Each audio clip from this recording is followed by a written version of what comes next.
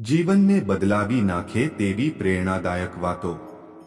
જીવનને એવું સુંદર બનાવો કે જ્યારે લોકો તમને યાદ કરે ત્યારે તેમની આંખોમાં આશા અને પ્રેરણાની નવી કિરણ જાગી ઉઠે। માણસનું સાચું મૂલ્ય તેના શબ્દોમાં નહીં પરંતુ તેના કર્મોમાં દેખાય છે। ઘણી વખત એવું થાય છે કે જે લોકો બીજા લોકોને હિંમત આપે છે તેઓ પોતે અંદરથી તૂટેલા હોય છે, છતાં પણ તેઓ બીજાને સંભાળવાનું કામ કરતા રહે છે।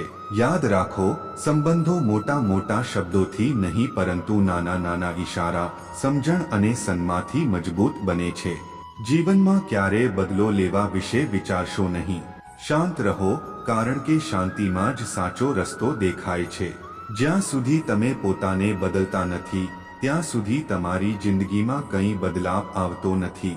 વિશ્વાસ રાખો કે જ્યારે તમે કોઈ માટે સારું કરો છો ત્યારે પ્રકૃતિ પણ તમારા માટે સારું કરવાની તૈયારી રાખે છે। જિંદગી અનિશ્ચિત છે।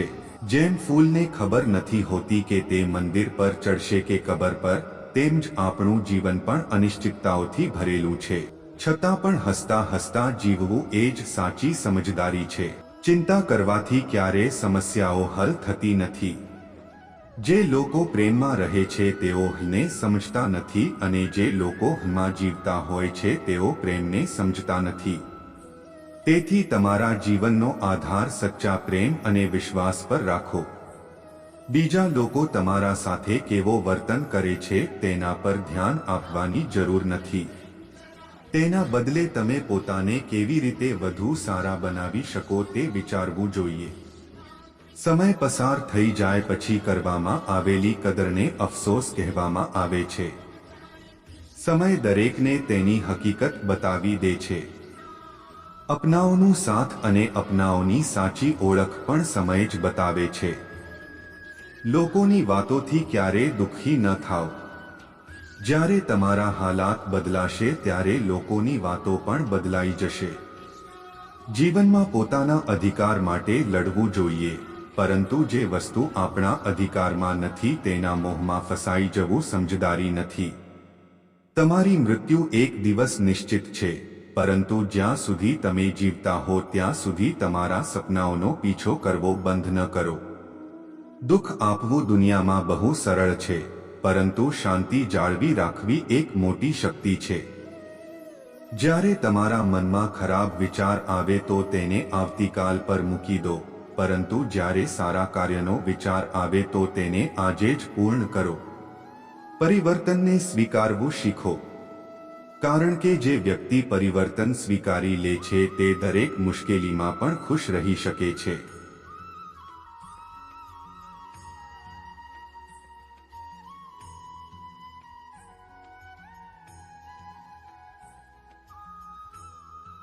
જીવન એક લાંબી સફર છે।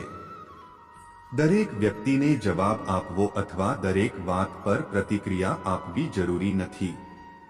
સમય નદી જેવો છે, એક વાર પસાર થઈ જાય પછી ફરી પાછો આવતો નથી।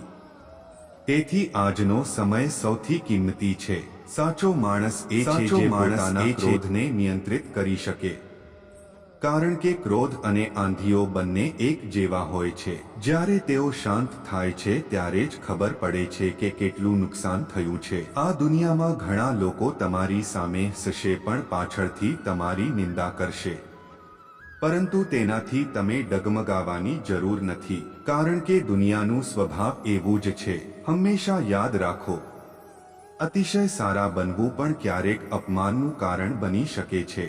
તેથી જીવનમાં સંતુલન રાખવું ખૂબ જ જરૂરી છે। જીવનનો સૌથી મોટો શિક્ષક અનુભવ છે અને સૌથી ઊંડી સમજ વડીલોના સાથમાં બેઠા રહીને મળે છે।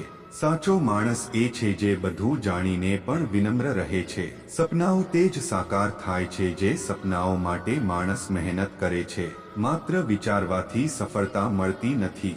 ધૈર્ય, મહેનત અને આત્મવિશ્વાસ, આ ત્રણ વસ્તુઓ માણસને મોટી સફળતા સુધી પહોંચાડે છે। યાદ રાખો, પ્રાર્થના એવી કરો કે બધું ભગવાન પર નિર્ભર છે અને મહેનત એવી કરો કે બધું તમારા પર નિર્ભર છે। માતા પિતા કરતાં મોટું કોઈ ભગવાન નથી અને ઘર કરતાં મોટું કોઈ મંદિર નથી।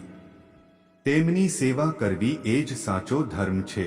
જીવનનો સાચો અર્થ માત્ર પોતાનો સુખ શોધવામાં નથી, પરંતુ બીજાને સુખ આપવાથી મળે છે. જો કોઈ તમને દુઃખ આપવા પ્રયત્ન કરે તો પણ તમે ગન્ના જેવી મીઠાશ રાખો, પરંતુ સાથે સાથે તમારા સ્વાભિમાનને મજબૂત રાખો. પથ્થરો રસ્તો રોકી શકે છે, પરંતુ જે લોકો ઉગવાની શક્તિ ધરાવે છે તેઓ પથ્થરોને ચીરીને પણ આગળ વધી જાય છે. આ દુનિયામાં દરેક અનુભવ તમને કંઈક શીખવવા માટે આવે છે.